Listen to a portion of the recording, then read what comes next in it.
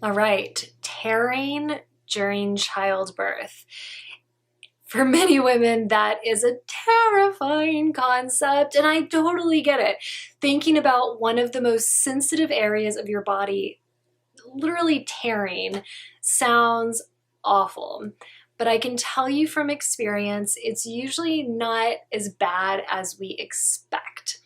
I tore during an unmedicated birth. I didn't have an epidural and I didn't even notice. I had no idea at all that I had torn until my care provider, after my son was born, let me know that she was going to apply the anesthetic to numb me before she sewed me up. I had no idea. I was shocked.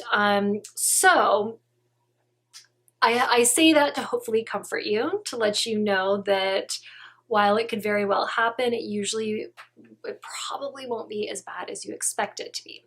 So how likely is a tear? If this is your first baby or your first vaginal birth, it's pretty common to tear.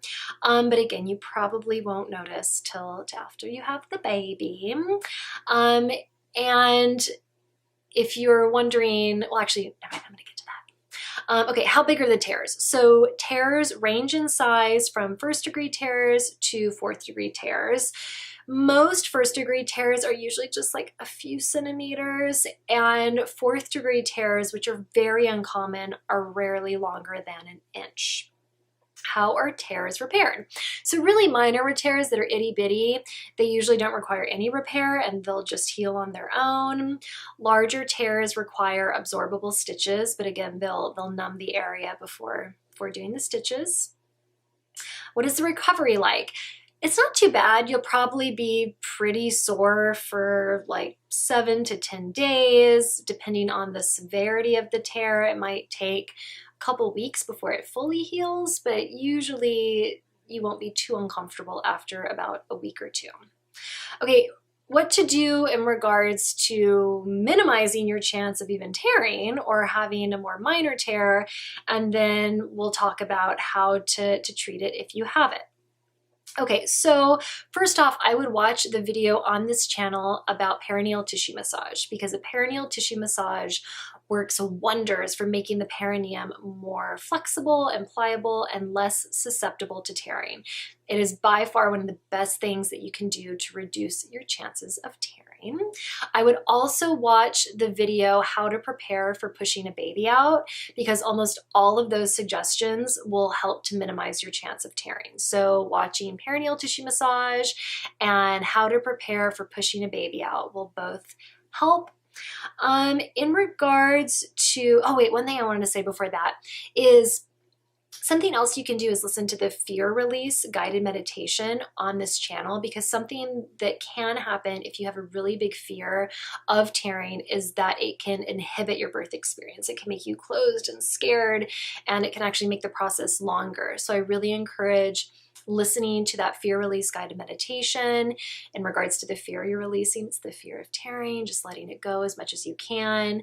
You can also do this visualization where you imagine that your perineum is a rose and you watch it just like gently unfolding very easily, softly, without any strain.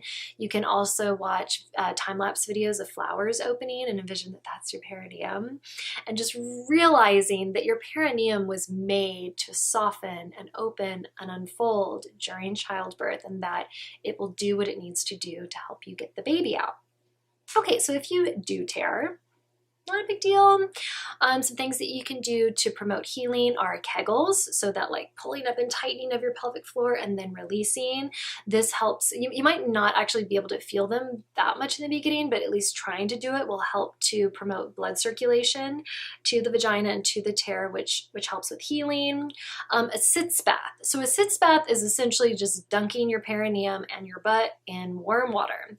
And you can ask your care provider if they have any recommendations for additives or medications that you can add to the water to promote healing. And because it's a huge pain in the butt to what's the word I'm looking for? Sanitize your bathtub. I would recommend getting a Sitz Bath kit.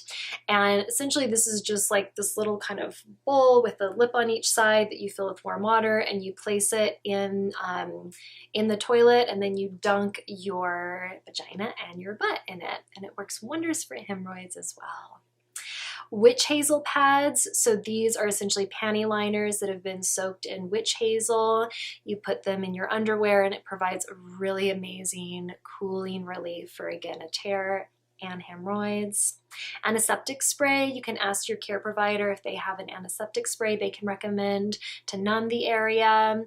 And then finally, eating lots of fiber and drinking a lot of water. Because if you have a tear, that first few bowel movements postpartum can feel a little terrifying. If you have to put too much strain, you can feel like you're gonna bust your stitches, which is highly unlikely, but it feels alarming. So again, eating lots of fiber, drinking that water, maybe even asking your care provider if you can take a stool sampler, just to help soften the fecal matter to make it easier to have a bowel movement so you don't have to strain as much.